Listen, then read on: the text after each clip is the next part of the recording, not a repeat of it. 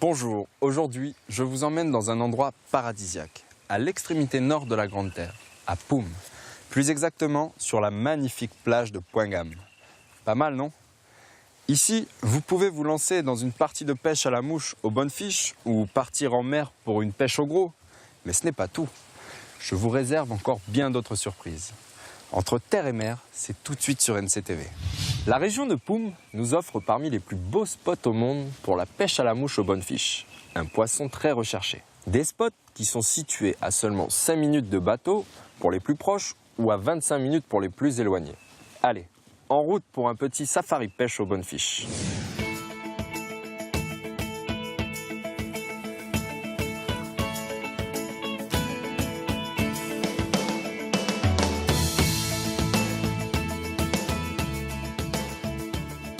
Mon travail ici, c'est avec Étienne arrive avec les clients et moi je les emmène sur les flats, quoi.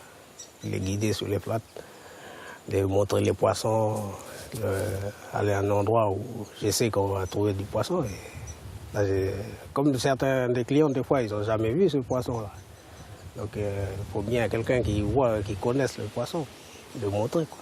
Je suis un peu largué pour voir le poisson.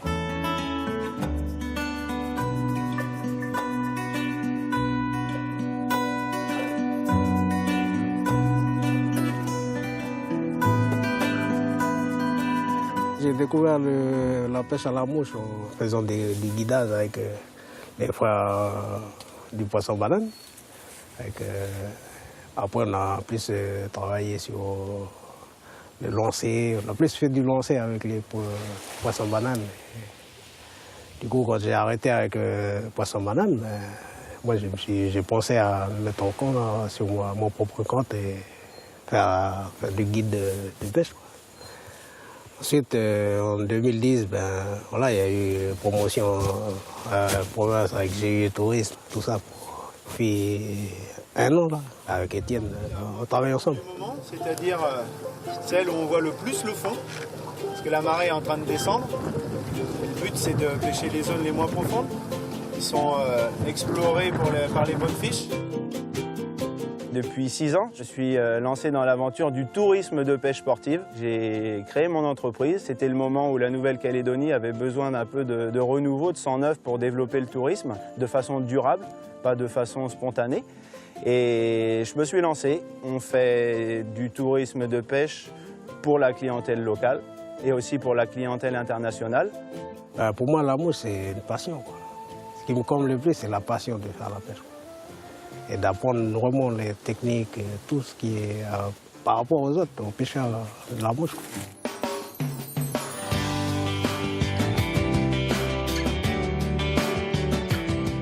Les bonnes fiches, ou bien le nom vulgaire qu'on leur a donné en Nouvelle-Calédonie, le poisson banane, ou bien le nom kanak, ici dans le nord, le you, voilà. Et c'est un poisson qui se pêche à la mouche, en fly fishing, voilà. Et ce poisson-là, qui est prisé par les pêcheurs à la mouche dans le monde entier. Et depuis des décennies, il y a des gens qui voyagent et qui font le tour du monde pour attraper ce poisson. Et en Nouvelle-Calédonie, on a la chance d'avoir parmi les plus gros poissons du monde. Ils sont bien gras. Pourquoi? Parce qu'il n'y a pas une pression de pêche commerciale sur ce poisson. Il y en a toujours beaucoup. Et s'il y en a beaucoup, c'est que depuis des dizaines d'années, les Kanaks, ils ont su préserver ce poisson. Moi, je connais le bonne fiche en le mangeant, quoi. C'est un poisson qu'on se nourrit avec. Sans savoir que partout dans le monde, c'est un poisson qui est recherché, quoi. Pour la mouche et pour tout ce qui est activité de pêche sportive, quoi. J'ai des clients qui arrivent de l'étranger, qui viennent exprès pour faire la mouche, quoi.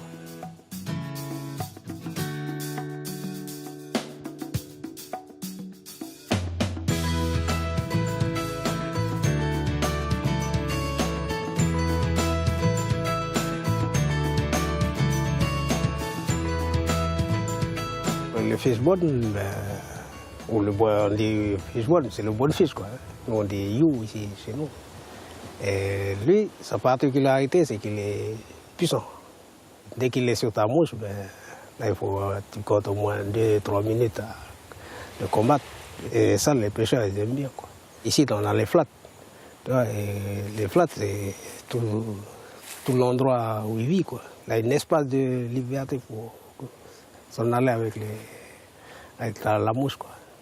Et les clients, ils sont contents parce qu'ils peuvent marcher derrière lui, tu vois, pour essayer ou le ramener, des fois pour éviter des corails. Et ça, c'est vraiment un feeling pour eux. Et c'est un poisson qui fouille beaucoup dans le sable. C'est un peu ça, sa particularité aussi. Il n'est pas fouillant parce qu'il est plutôt curieux, il vient vers toi. Il est malin aussi. Il y a des jours où tu n'arrives pas à le pêcher, mais il est là. Il tourne là à côté de toi. Tu peux essayer plusieurs mouches dans la journée, mais s'il ne l'en veut pas, il n'en veut pas, quoi.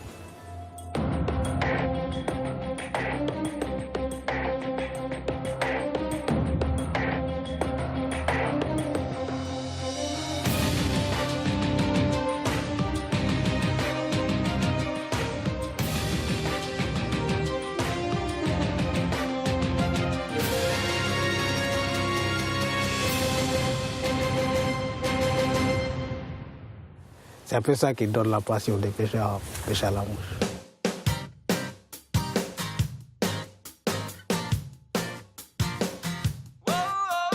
Pour moi, c'est le bon pêcheur à la mouche, c'est celui qui voit le poisson dès que tu le poses sur le plat. Comme Benjamin ici, les garçons, ils ont les yeux du terroir. Et sans eux, c'est très difficile de capturer ces poissons. Ben a le challenge, sait donner le challenge de relancer ce produit. Il a accueilli des locaux, un petit peu, et il a accueilli des pêcheurs internationaux. Donc Ben a cet enjeu-là, et parallèlement, il a l'enjeu de préserver sa ressource.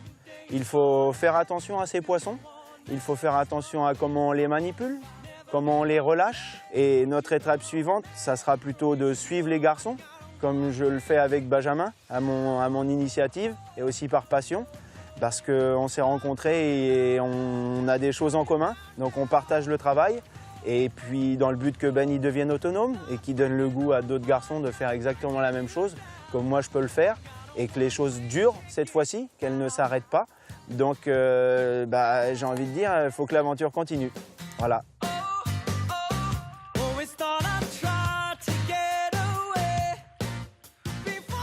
Le bonfish, nous, on le pêche et puis on le relâche, quoi. Parce que c'est la pêche sportive, quoi. Ça fait partie des règles de la pêche sportive. Éviter d'en ramener souvent chez toi. Sinon, tu casses ton monopole d'activité, quoi.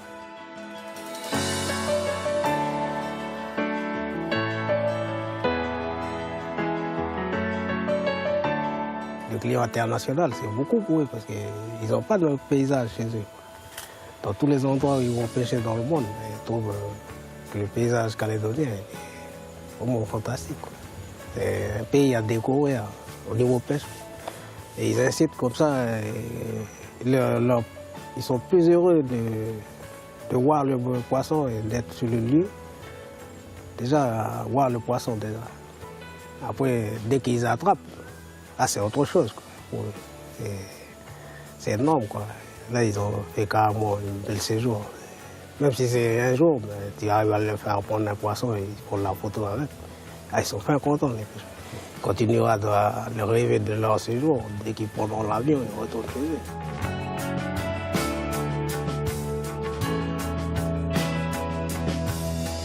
Alors le métier de guide de pêche, je pense que c'est un métier à part entière. Et la passion pour la pêche et les poissons, et le milieu, que ce soit une rivière, son fonctionnement, ou la mer ici, c'est ce qui fait les caractéristiques de cette personne qui aime échanger. Un guide de pêche, ce n'est pas quelqu'un qui va accueillir des clients, les emmener et montrer comment on attrape le poisson. Le guide de pêche est aussi un professeur, un instructeur. Il va donner des avis techniques, mais il est là pour amener des clients en premier. Il aime partager, il aime accueillir, il aime faire en sorte que les choses perdurent.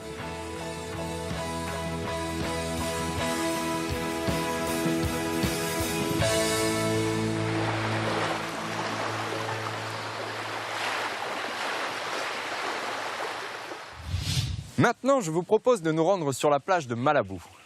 Là-bas, je vais vous présenter quelqu'un que tout le monde appelle Pétérou.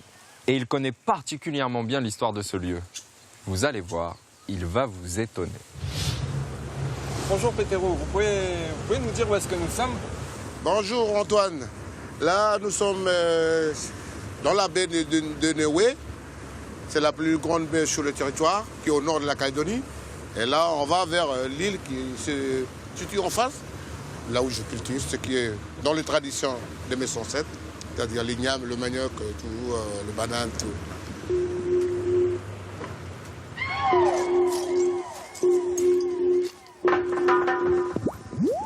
Pétérou, cette île, ces îlots dans la baie de Néoué ont une histoire particulière, non? Les îles qui se trouvent aux alentours de Poum, dans tout le bord de mer, c'est riche d'histoire. Pourquoi? Parce que le Kanak, dans le temps, il est très nomade dans sa nature. Donc, on avait dit qu'il y avait le clan de bord de mer et le clan de la montagne. Ce qui veut dire maintenant, dans notre ère coutumièrement, Otmawap. Otmawap, habitant de bord de mer. Wap, habitant de la montagne. On est là aujourd'hui par rapport à l'histoire qui est transmise en génération par nos anciens. Sans eux, nous ne sommes pas là aujourd'hui. Voilà. Voilà, maintenant, je cultive sur l'île par rapport à une histoire qui était là dans le passé. C'est l'histoire qui est partie de là-bas à aujourd'hui jusqu'à moi.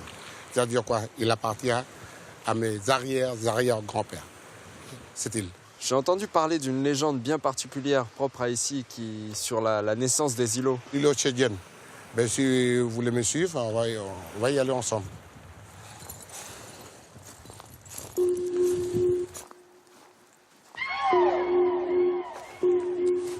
Donc Pétérou, voilà, c'est l'îlot dont on parle, c'est cette île. Oui, effectivement, c'est une case, si on veut en gros dire, voilà, qu'il appartient aux arrière-grands-pères, qui est le grand chef de tout ce district-là. L'îlot, on appelle Tchédien. Tché qui veut dire oreiller.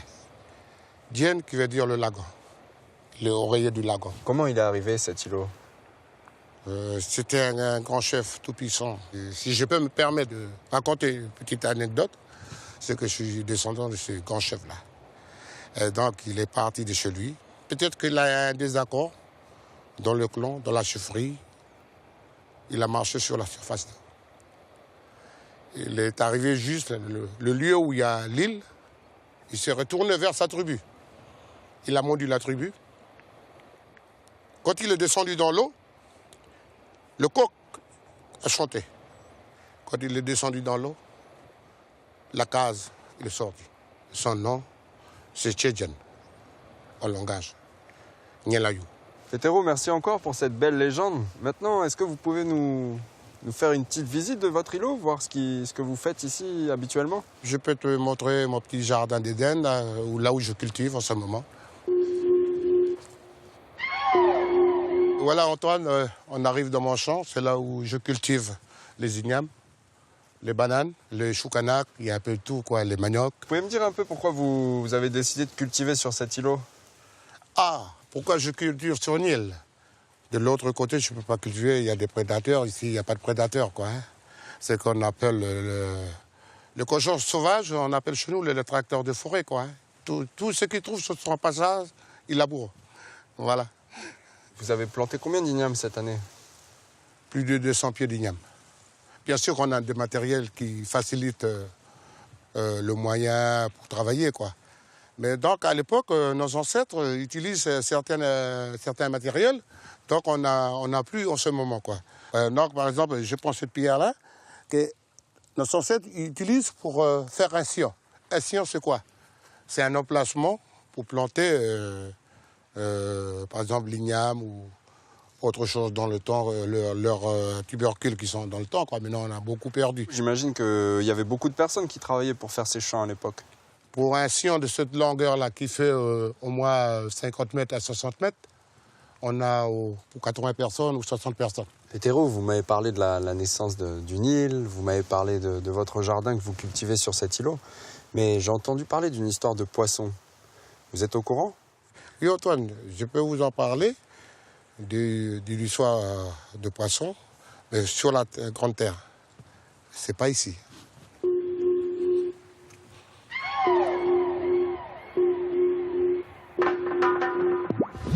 De retour sur la Grande Terre. Alors, Péterou, où est-ce que nous sommes ici exactement? Ici, nous sommes sur une plage. Le lieu dit Onayou, ce qui veut dire sable. On. Et Nayou, c'est d'où elle provenait, ce sable. On ne sait pas d'où elle provenait. Qu'est-ce que c'est que cette histoire de poisson? On le surnomme le picot. C'est typiquement local, on ne le trouve pas ailleurs, on le trouve sur le territoire de la Nouvelle-Calédonie. J'ai entendu dire que la mer était complètement rouge lors de la ponte des œufs de picot. C'est vrai, à partir du moment où le picot lâche les œufs, la mer, elle est rouge. C'est comme s'il y a une grosse pluie derrière et puis qu'on retrouve la pollution. Et puis on ne peut pas se baigner à la mer aussi par rapport au nez, aux yeux. Mais alors ces œufs, Péterou, quand ils ont éclos, où est-ce qu'ils se rendent? Comment ça se passe? D'abord, ils vont rester dans le lagon. Les larves, ils vont s'accrocher dans des racines, soit les algues ou des racines de palmier.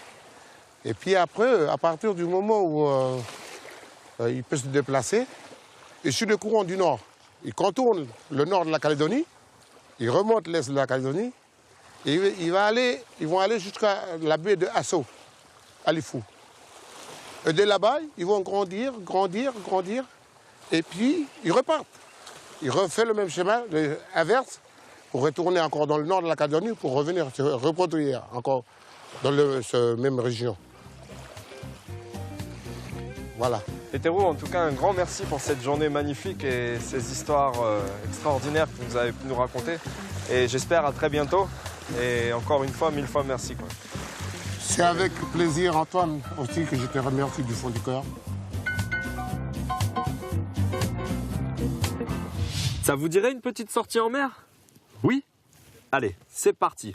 Embarquement immédiat avec Christian Hervouet, un passionné de la pêche à la traîne. Et qui en plus connaît les meilleurs spots du coin. Je vous propose aujourd'hui de partir faire un coup de pêche au gros. L'idée, c'est d'essayer de faire un gros poisson. Donc ça, c'est pas évident. Mais en tout cas, on fera le maximum. Et puis, il faut espérer que, surtout qu'on ait la chance avec nous, quoi.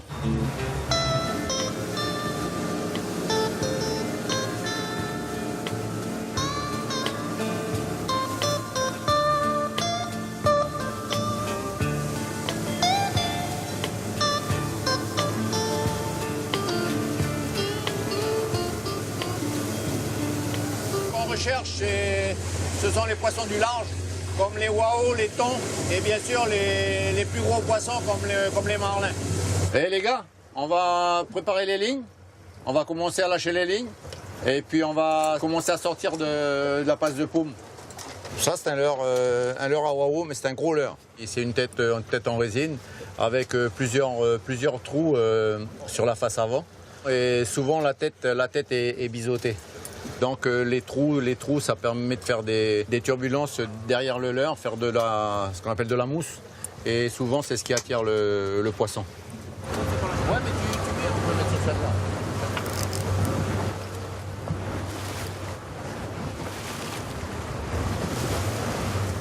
Là, on va passer les lignes sur tango, de manière à écarter les leurres à l'arrière du bateau. En écartant les leurres, bien sûr, on a plus de chance forcément, puisqu'on ratisse une zone plus large. On prépare le teaser, c'est un morceau de bois équipé de miroir. Quand un poisson voit briller sous l'eau, il vient voir ce que c'est tout de suite, parce qu'il pense que c'est quelque chose, c'est de la nourriture pour lui, quoi, hein. C'est un petit poisson qui se balade et donc il s'approche. Et quand il voit que c'est gros, il va tout de suite apercevoir les leurres qui sont derrière, qui sont juste derrière le teaser, et à ce moment-là, il attaque les leurres.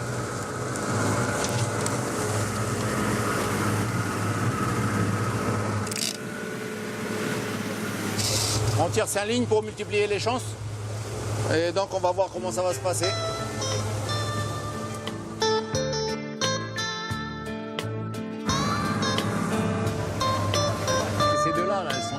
La vitesse de traîne, en général, c'est aux alentours de 7 nœuds.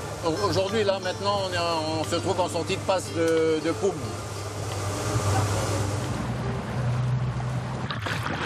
Ça y est, c'est parti. Ouais. Tu passes dans le siège, sur le siège? Ouais. Ok. Faut enlever le teaser. Fais gaffe, il est dur à tirer, Patrick. Hein. Tourne le siège, Laurent. Tourne le siège.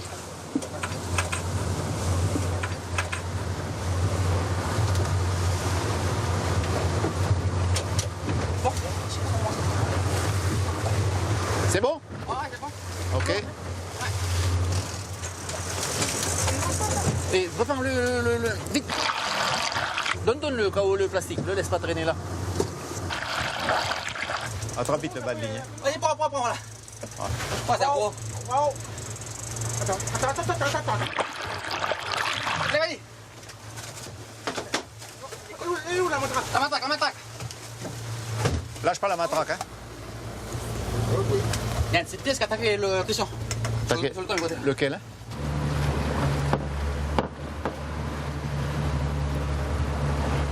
Il y en a qu'un qui a accroché, mais on a eu 2 ou 3 touches d'un coup, là. Bah, ça, c'était un wow qu'on a raté. Mais lui, il a pas raté le leurre. Il a attaqué, il s'est décroché.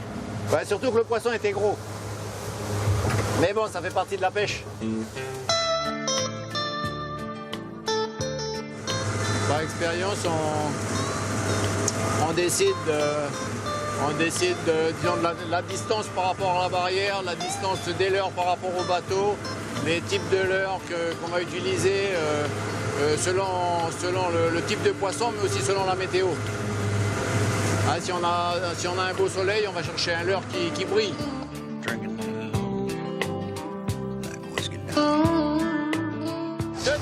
Deux départs.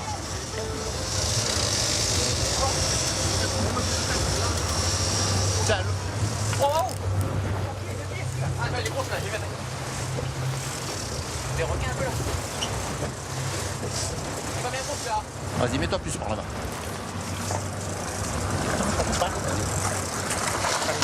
Voilà. Où la matraque?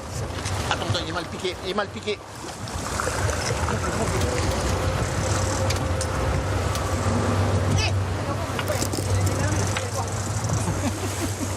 On a le bruit des cloches.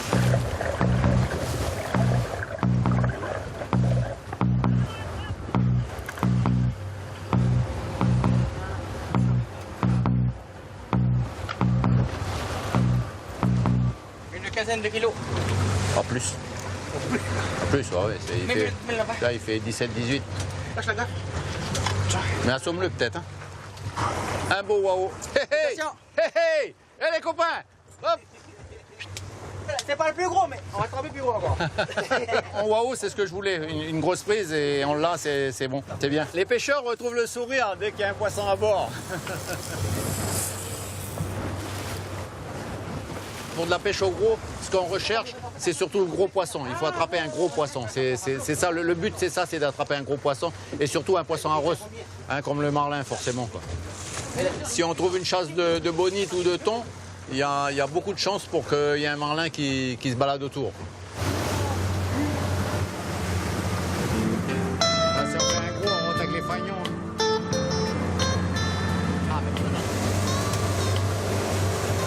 On vient d'apercevoir une chasse de thon. On va essayer de s'en approcher. Attends, je vais faire 4 faces nagrées. Mais attendez, il a les traces de rose, celui-là. Là. Derrière la tête, Laurent. Celui-là, il est piqué. Attrape, serre fort. Hein. Tu tiens? Ouais, non, mais... Bon, c'était pas ce qu'on recherche. Hein. On était venus pour chercher un gros poisson. On a attrapé un petit barracuda. Autant lui rendre sa liberté, surtout que c'est pas comestible en plus.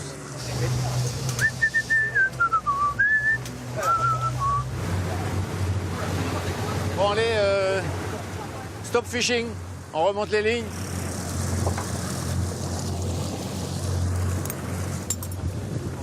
Fin de partie. La pêche au gros, c'est la recherche d'attraper un poisson en rost, je vais dire, hein, comme le marlin. Disons que c'est la prise exceptionnelle. C'est le gros poisson. Mon plus gros poisson, c'est un marlin que j'ai attrapé en Polynésie. Un marlin qui faisait 400 kilos. Quand j'arrêterai la pêche au gros, ça voudra dire que je pourrai plus le faire. Ouais, jusqu'au bout, ouais. Et voilà, cette émission sur Poum est maintenant terminée. Merci à vous de nous avoir suivis. Pour en savoir plus sur cette émission, une adresse, www.nctv.nc. Quant à nous, on se retrouve même jour, même heure pour un prochain numéro d'Entre Terre et Mer. Quoique, moi, je vais peut-être rester ici, dans ce petit coin de paradis. Ciao!